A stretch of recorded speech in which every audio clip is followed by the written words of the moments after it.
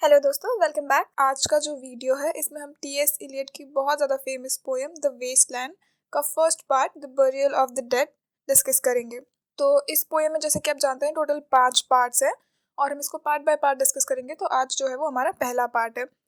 इस पोएम के बारे में मैंने एक वीडियो बनाया हुआ है जिसमें कि पाँचों पार्ट का ब्रीफ डिस्क्रिप्शन और हम क्या एक्सपेक्ट करेंगे इस पोएम में, उसकी लिंक मैं यहाँ डिस्क्रिप्शन में ऐड कर रही हूँ। आप उसको पहले देखें तो आपको ये ज़्यादा अच्छे से समझ में आएगा, आपको आइडिया हो जाएगा कि हम क्या पढ़ने वाले हैं।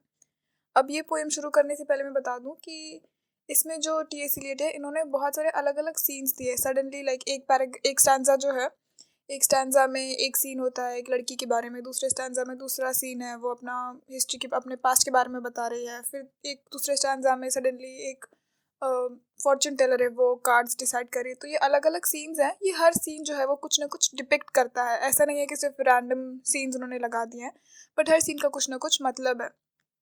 इसके अलावा जो टी.एस. इलियट है उन्होंने यहाँ पे बहुत स्ट्रॉन्ग इमेजरी यूज़ की है कि बहुत ऐसी चीज़ों को उन्होंने इसमें डाला हुआ है जिसको पढ़ के या सुन के हमें अच्छी फीलिंग्स नहीं आती। दुख दुख को जो डिपिक्ट करती है, दुख जो बताती है, ऐसी चीज़ उन्होंने बहुत डाली हुई है। जैसे सूखे हुए फूल, मरे हुए लोग, या लाशें, या ठंड का मौसम, या बर्फ़ जो हर हर चीज़ को ढक देती, इस तरीके की चीज़ें उन्होंने इस पोएम में बहुत सारी बताई हुई है।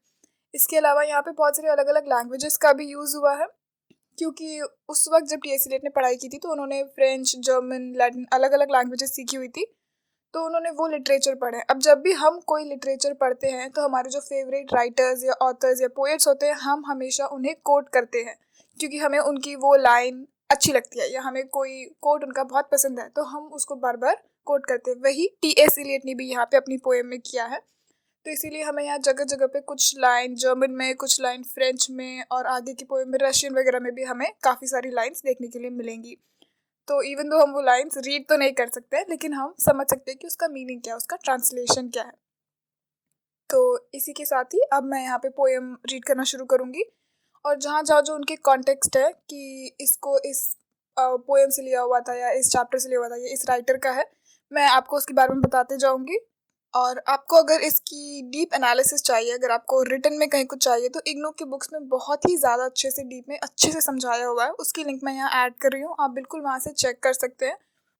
तो पोएम पढ़ना शुरू करते हैं। The burial of the dead. April is the cruellest month. अब आपको अगर याद होगा कि जॉफरी चौसर की जो हमने पोएम पढ़ी थी, तो उन्होंने कहा था कि अप्रैल सबसे अच्छा महीना है। क्यों? क्योंकि अप्रैल जो है वो स्प्रिंग लेके आता है। स्प्रिंग लेके आता है तो अपने साथ बाहर लेके आता है। लोग खुशी खुशी बाहर निकलते हैं, लोग पिलग्रिम्स के लिए जाते हैं, और सब जगह फूल खिल रहे हैं, जो स्नो है वो पिघल रही है, सब कुछ अच्छा अच्छा होता है। वही टी.एस. इलियट जो है यहाँ पे वो उनको मॉक करते हुए एक तरीके से कह रहे हैं कि अप्रैल जो है वो बहुत ही क्रूअल मंथ है। अब ऐसा क्यों? सडनली ऐसा क्यों? क्योंकि यहाँ पे जो टी.एस. इलियट है वो बता रहे हैं कि अप्रैल का जो महीना है उसमें अब लोगों को उठना पड़ेगा। अभी तक हर तरफ बर्फ बर्फ जमी हुई थी, सब पौधे भी मर चुके थे, कोई जिंदा नहीं था। सब जगह सब जो लोग थे वो अपने घरों में सिर्फ शराब पीकर आराम से सो रहे थे। उनको सिर्फ खाना चाहिए, खाना भी क्या, जो कंदमूल, जो सूखे हुए फ्रूट्स हैं, जो सूखे हुए जड़ें हैं, जो इजीली मिल रहा है उस वक्त उनको, वो सारा फ्रोजन खाना उनको मिल रहा है, वो खा रहे हैं, वो अल्कोहल लेते हैं और वो सो जाते हैं। उनको जो सेटिस्फेक्शन दे रही हैं जो चीज़ें, लेकिन वो चीज़ें जो असल में काम की नहीं है, बस वो उन सब ह्यूमनली चीज़ों में लगे हुए हैं और उनको वही अच्छा लगता है। इसीलिए जब अप्रैल आता है, जब स्प्रिंग आता है, जब बाहर आती है, तो उन्हें अच्छा नहीं लगता, क्योंकि अब उन्हें अपने घर से निकलना पड़ेगा, अब उन्हें बाहर जाना पड़ेगा, उन्हें काम करने पड़ेंगे, उन्हें लोगों से मिलना पड़ेगा। ये सब चीज़ें उन्हें नहीं करनी, उन्हें सिर्फ घर पे रहना है और ऐशो आराम करना है। तो इसीलिए इस आज की दुनिया में जो अप्रैल है वो क्रूअल मंथ है। पुराने वक्त के लिए अप्रैल बहुत अच्छा होगा, लेकिन आज के लोगों के लिए, ये जो वेस्टलैंड वाले जो लोग हैं, इनके लिए जो अप्रैल है वो बहुत ही बुरा महीना है, उनके लिए ये वक्त बिल्कुल अच्छा नहीं है। April is the cruellest month, breeding lilacs out of the dead land. Lilac जो है वो फूल होते हैं, तो वो कह रहा है कि क्योंकि इस महीने में जो लिलिया के फूल हैं वो डेड लैंड, जो मरा हुआ जमीन है, जो बंजर जमीन है, उससे वो बाहर निकल आते हैं। Mixing memory and desires. जो ये फूल है ये क्या करते हैं, ये बाहर निकल के हमारी मेमोरी यानी हमारी जो याददाश्त है वो, और हमारी जो इच्छाएं हैं, उन इच्छाओं को वो वापस जगा देते हैं। Stirring dull roots with spring green. वो स्टर कर देते हैं यानी हिला देते हैं जो हमारी डल रूट्स, जो सूखी हुई जो हमारी जड़ें हैं, जो पौधों की जो जड़ें हैं, उनको बारिश के पानी से तुम सडनली हिला देते हो, क्योंकि वो पौधे भी मर चुके हैं, उन्हें भी अब कोई फर्क नहीं पड़ रहा, लेकिन सडनली अब उनको पानी मिला तो वो भी हिल गए हैं। Winter kept us warm. अब विंटर ने हमें वार्म कैसे रखा? क्योंकि हर तरफ स्नो थी। जो ठंड का मौसम था वह हर तरफ स्नो थी, हर कोई ढका हुआ था, हर कोई अपने घर में था, घरों के दरवाजों में छुपा हुआ था, कोई कुछ नहीं कर रहा था। इसीलिए जो थी ठंड वो हमें वार्म रखती थी। ये भी एक कनोटेशन है या इसका भी एक डीप मीनिंग है कि ठंड के मौसम में जो हमारी स्पिरिचुअल डिजायर्स थी वो भी सब खत्म हो गई थी, कि हमें भगवान से मिलना है, कुछ अच्छे काम करने, वो सब चीजें भी खत्म हो चुकी थी और इसीलिए हम बस दुबक के बैठे हुए थे और इसलिए ठंड ने हमें वार्म रखा हुआ था। कवरिंग अर्थ इन फॉरगेटफुल स्नो। क्योंकि जो स्नो है उसने सब तरफ पूरी धरती को कवर कर दिया था, तो अब किसी को कुछ भी याद नहीं है, इसीलिए हर कोई अभी वार्म और खुश है ठंड के मौसम में। Feeding a little life with dried tubers. अब ट्यूबर्स जो होते हैं वो कंदमूल जिसे हम कहते हैं, जैसे आलू हुआ या फिर बीटरूट, शलगम जो होता है वो। तो ये जो चीज़ें होती है ठंड के मौसम में आप यही खा सकते हो, क्योंकि साल भर यही चलती है। गर्मी में आप इन्हें उगाते हो और फिर आप इन्हें स्टॉक करके रखो अपने घर में, और ठंड में जब कुछ नहीं उगता है उस वक्त आप इन्हें खाओ, तो आपको बाहर निकलने की भी जरूरत नहीं, बस ये आपके घर में स्टॉक होंगे और आप इन्हें खाओगे। तो जो ठंड थी उसने सबको कवर करके रखा था, सब कुछ भुला दिया था, और आप सिर्फ ड्राई ट्यूबर्स जो कंदमूल है वो खा के आराम से लोग रह रहे थे। Summer surprised us coming over the Starnberger See. जो समर है उसने हमें एकदम से चौंका दिया है।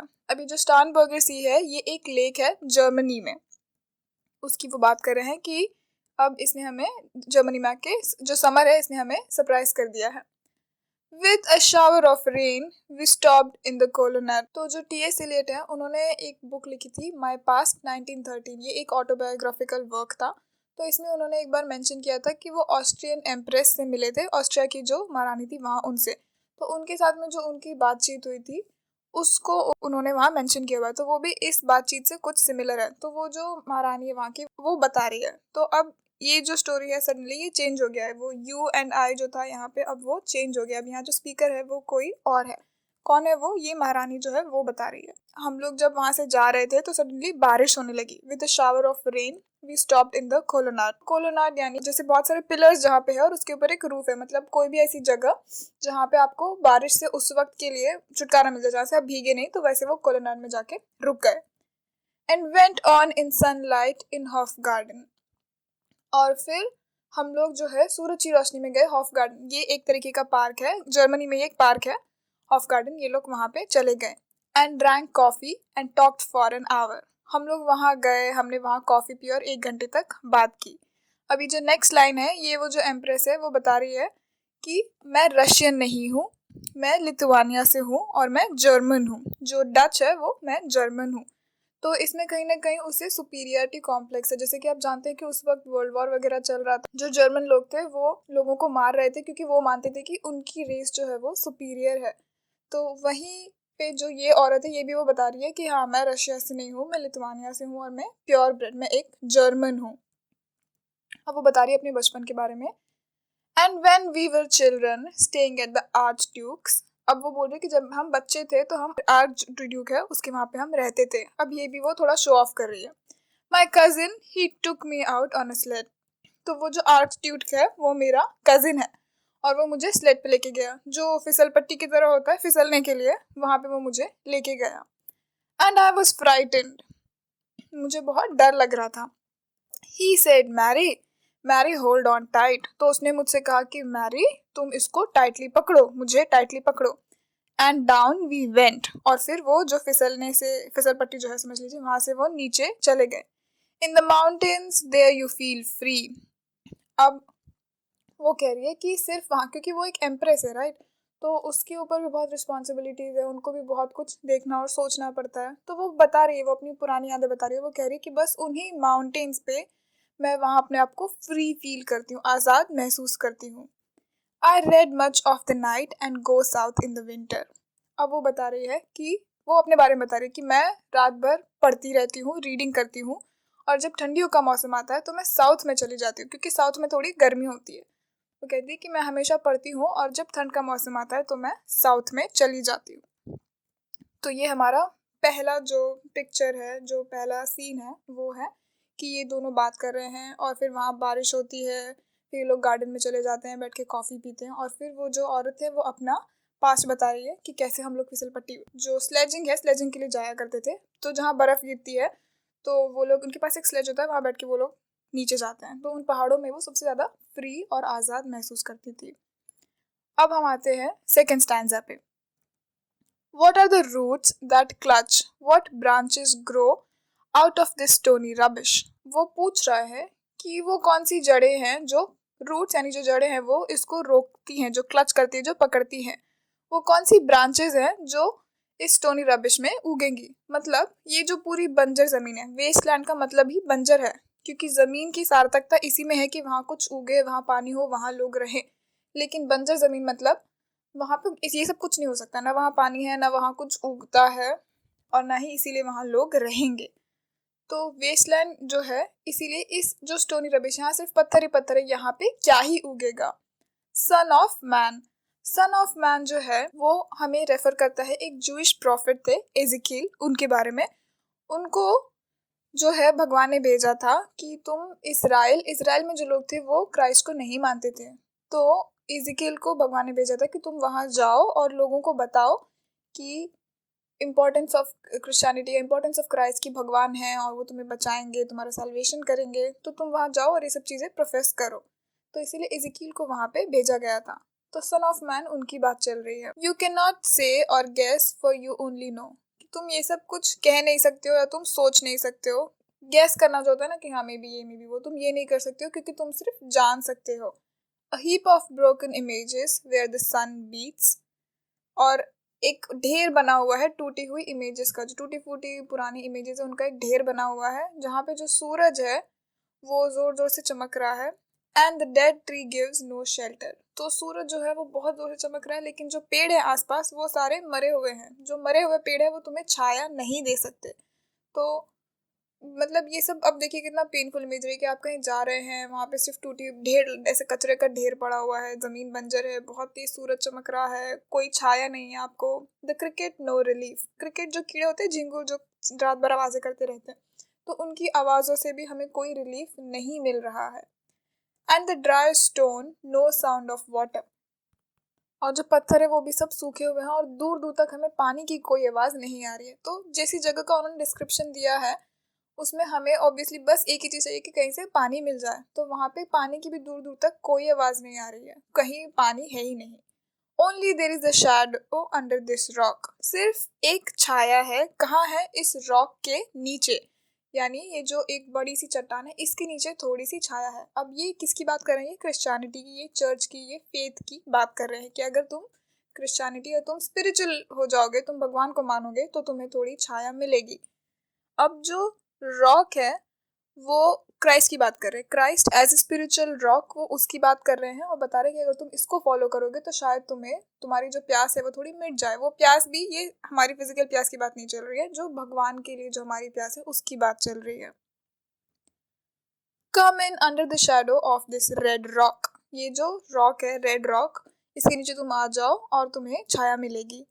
And I will show you something different from either your shadow at morning striding behind you.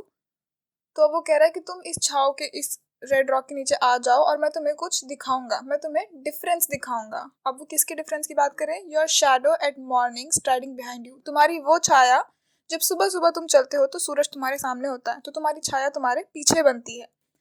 और दूसरी, your shadow at evening rising to meet you, अब क्योंकि सूरज पीछे की तरफ होता है तो हमारी छाया आगे बनती है, तो इसीलिए वो आगे जो छाया है वो तुम्हें मिलने की कोशिश कर रही है शाम की। तो तुम्हारी सुबह की छाया और रात की छाया अलग अलग है।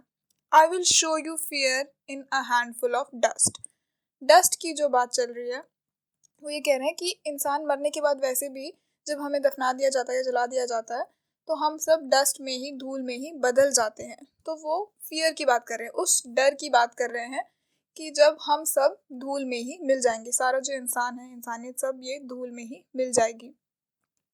तो ये जो नेक्स्ट लाइन है ये जर्मन लैंग्वेज में है, ये भी जर्मन में ही है।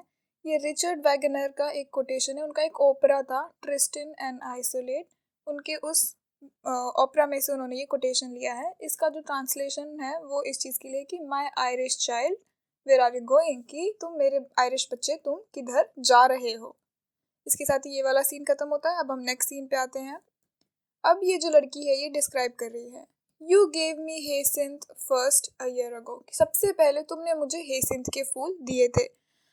अब जो हेसिंथ के फूल होते हैं ये थोड़ा सैड चीज को बताते हैं, क्योंकि हेसिंथ के फूल ऐसा माना जाता है कि एक यंग बच्चा था, उसकी डेथ हुई और उसके खून से जो फूल उगे वो हेसिंथ के फूल होते हैं। तो जहाँ जहाँ इनका इन्वॉल्वमेंट होता है वो थोड़ा सैड माना जाता है। तो अब ये लड़की कह रही कि तुमने मुझे सबसे पहले वो फूल दिए थे और अब they called me the hyacinth girl. अब वो लोग मुझे सब, जो क्योंकि सब जानते हैं कि तुमने मुझे वो फूल दिए हैं, तो अब वो सब मुझे हेसिंथ गर्ल कहते हैं। Yet, when we come back late from the hyacinth garden, your arms full and your hair wet. अब वो कह रही, अब ये हो सकता है कि वो दोनों प्यार करते थे लेकिन अब वो जो है उसका लवर उसको प्यार नहीं करता, इसीलिए वो थोड़ी दुखी है। तो कह रही है कि तुम्हारी वजह से वो सब मुझे हेसिंथ गर्ल कहते हैं, लेकिन अब जब हम हेसिंथ गार्डन से वापस आते हैं तो तुम्हारी आर्म्स जो है वो ऑलरेडी फुल है, तुम्हारे जो हाथ है वो ऑलरेडी फुल है और तुम्हारे बाल गीले हैं। I could not speak and my eyes failed. और क्योंकि अब उसे वो प्यार नहीं मिल रहा है जो उसे लगा था कि मिलेगा, तो इसीलिए अब वो बोल नहीं पा रही, उसकी आंखें जो है वो भी, उसकी आंखें उसको फेल कर रही है, यानी उसकी आंखें उसको जो वो चाहती है वो नहीं दे पा रही है, वो देख नहीं पा रही है। I was neither living not dead. जब ऐसा होता है कि आप बहुत ज्यादा पेन में होते हो तो आपकी सब चीजें काम करना बंद कर देती है, आपको कुछ समझ में नहीं आता, तो वो यही बता रही है कि ना ही मैं जिंदा थी और ना ही मैं मरी हुई थी, मैं खत्म, एक तरीके से होता है कि हम बस खत्म हो जाते हैं। एंड आई न्यू नथिंग, और मुझे कुछ भी पता नहीं था, कुछ भी समझ में नहीं आ रहा था। Looking into the heart of light the silence, फिर मैंने हार्ट ऑफ लाइट, अपने दिल में जो लाइट है उसमें देखा और वहां पे भी सिर्फ शांति है और कुछ नहीं है। अब ये जो हमारी नेक्स्ट लाइन है ये भी जर्मन में ही है, इसका मतलब होता है डल एंड एम्प्टी सी, जो समंदर है लेकिन जो बहुत ही खाली और खत्म हो चुका समंदर है वैसा। तो ये लड़की भी वैसा ही फील कर रही थी। अब हम आते हैं हमारे नेक्स्ट स्टैंजा पे। ये काफ़ी इंपॉर्टेंट स्टैंजा है। यहाँ पे जो है पोएट एक बहुत ही फेमस क्लेयरवॉयंट है, मैडम सोसोस्ट्रिस। क्लेयरवॉयंट जो फ्यूचर हमारा बताते हैं वो, तो इसके पास में बहुत सारे कार्ड्स हैं, तो आप एक कार्ड उठाएंगे और वो आपको आपके फ्यूचर बताएंगे कि अच्छा तुमने ये कार्ड उठाया तो ऐसा होगा। अब यहाँ पे जो है टीएस इलियट वो उनको मॉक कर रहे हैं, क्योंकि वो जानते हैं कि ये जो औरत है इसे कुछ भी पता नहीं है फ्यूचर टेलिंग के बारे में, ये सिर्फ ऐसे ही अपने मतलब रोजी रोटी चला रही है एक तरीके से, उसको ज़्यादा कुछ जानकारी नहीं है, वो बिल्कुल भी स्पिरिचुअल नहीं है, वो बस कर रही है ऐसे ही अपना ये काम कर रही है। तो जो Madame Sosostris, famous clairvoyant, had a bad cold, nevertheless is known to be the wisest woman in Europe। ये जो मैडम सोसोस्ट्रिस है वो बहुत ही फेमस क्लेयरवॉयंट है, उसको बहुत ही बुरी सर्दी है, nevertheless लेकिन फिर भी is known to be the wisest woman in Europe, पूरे यूरोप में वो सबसे ज्यादा समझदार औरत मानी जाती है। इवन दो हम जानते हैं कि उसे कुछ नहीं आता, लेकिन फिर भी लोग मानते हैं कि वो बहुत ही समझदार, होशियार, उसको पता है कि वो क्या कर रही है, ऐसी औरत है। With a wicked pack of cards, उसके हाथ में जो पैक ऑफ कार्ड है वो कहती है, here said she is your card the drowned Phoenician sailor. वो कह रहे कि ये देखो तुम्हारा जो कार्ड है वो, ये जो फिनिशियन सेलर है जो डूब चुका था, ये तुमने ये वाला कार्ड निकाला है। तो फिनिशियन सेलर जो थे वो फर्टिलिटी के भगवान माने जाते थे, और हर बार जब समर खत्म होता था तो उन्हें पानी में बहा दिया जाता था, उनका फोटो जो है वो एक तरीके से वहां बहा दिया जाता था, इस चीज को डिस्क्राइब करते हुए कि अब कुछ भी उगने नहीं वाला है, इसीलिए उनको भी वहां बहा देते थे और फिर जब गर्मियां आती थी तो उसे वापस वहां से कलेक्ट किया जाता था। तो ये एक सिंबल है। तो वो बता रही कि देखो तुम्हें ये फिनिशियन सेलर मिला है। Those are pearls that were his eyes look, और वो बता रहे कि देखो जब उसको वहां डुबाया गया था तो उसकी जो आंखें जहां थी वो अब पर्ल्स, मोतियों में बदल चुकी है। Here is belladonna the lady of rocks. जो बेलाडोना है वो बहुत ही सुंदर एक फीमेल को कहा जाता है, तो कह रहे कि ये बेलाडोना है द लेडी ऑफ सिचुएशंस। और ये जो लाइन है those are pearls that were his eyes, ये जो है ये कोटेशन है जो कि शेक्सपियर का एक सॉन्ग है, द टेम्पेस्ट करके उनका जो प्ले था उसमें एक सॉन्ग है एरियल का, उसमें ये कोटेशन था कि उसकी आंखें जो है वहां जहाँ पे अब वहां पे मोती है, उसकी आंखें जो है वो मोती में बदल गई है। फिर वो आते हैं आगे नेक्स्ट लाइन पे, hairs belladonna the lady of rocks. Belladonna यानी बहुत ही सुंदर कोई फीमेल, वो the belladonna the lady of situation. Here is the man with 3 staves.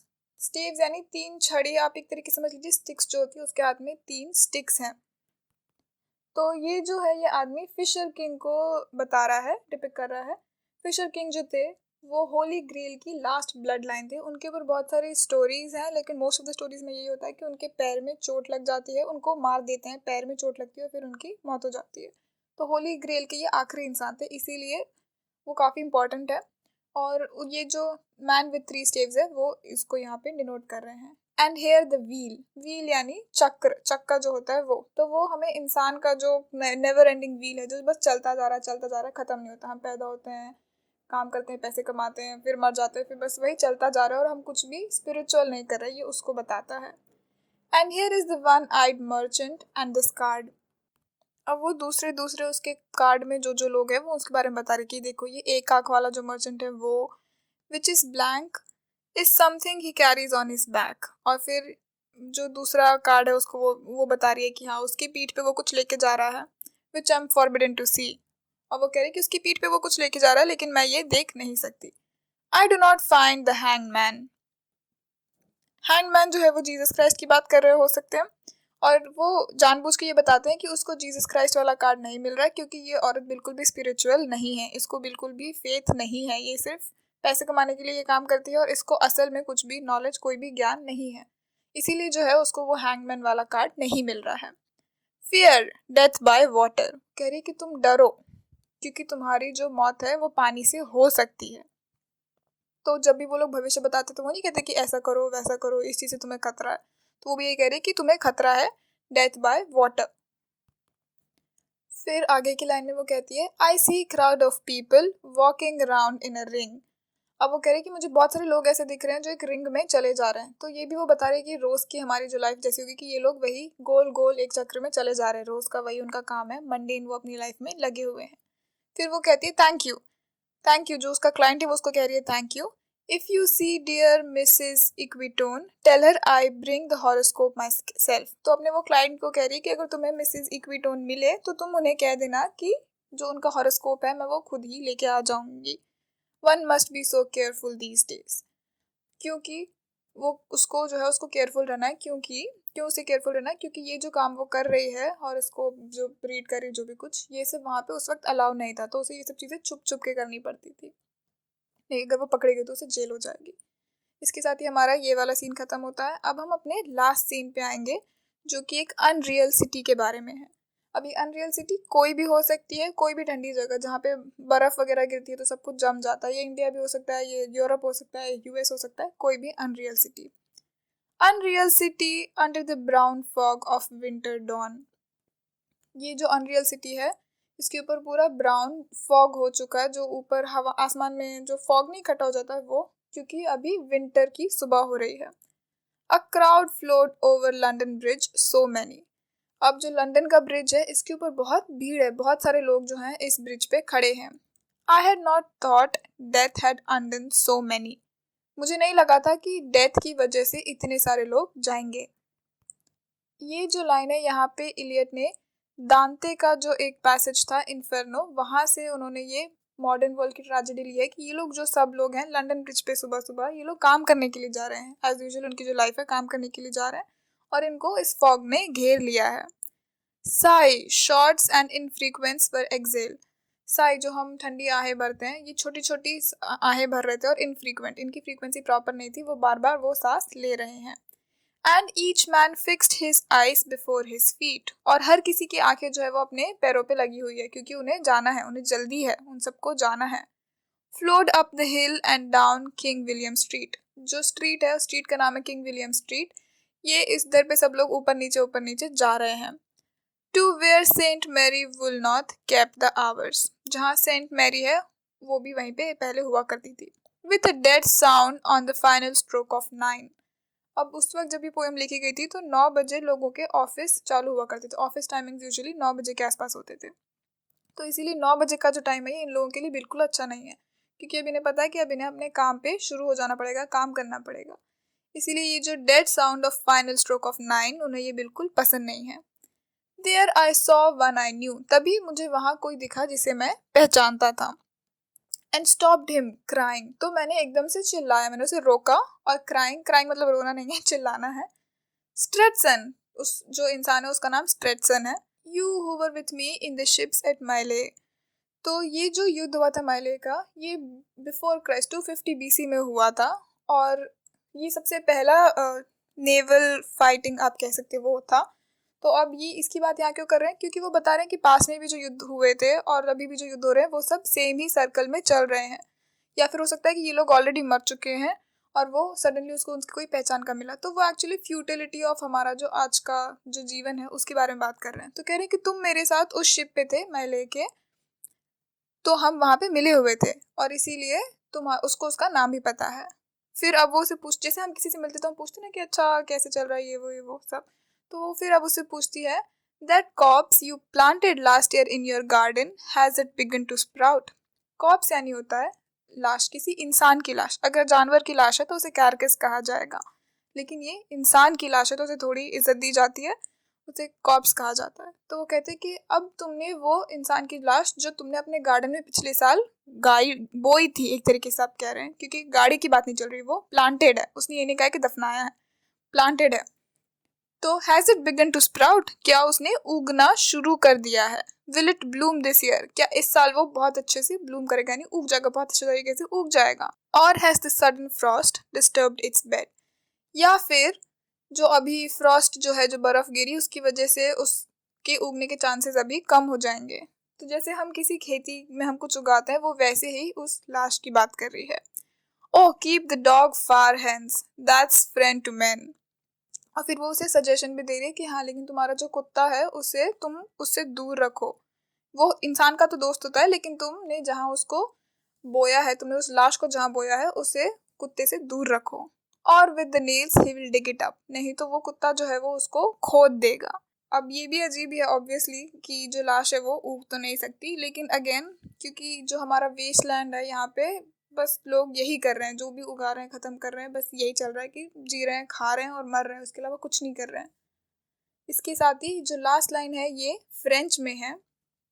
ये उन्होंने एक पोयम थी, उन्हें जो पोयम बहुत पसंद थी, फ्लर द्युमाल यानी फ्लावर ऑफ इवल, इस पोयम से उन्होंने ये लाइन ली हुई थी। ये जो लाइन है मैं रीड करती हूँ, यू हिपोक्रेट लेक्चर मो सेम्ब्लाब्ल मो फ्रेर, कि तुम हिपोक्रेट, हिपोक्रेट यानी जो दोगले लोग होते हैं वो, तुम हिपोक्रेट रीडर या मैन कुछ भी हो सकता है, कि तुम हमारी बात कर रहे हो, तुम मेरे फेलो मैन, तुम मेरे साथ वाले और मेरे भाई। तो वो कह रहा है कि हाँ तुम हिपोक्रेट हो, तुम मेरे साथ वाले हो और तुम मेरे भाई भी हो, मो फ्रेर इज मेरा भाई।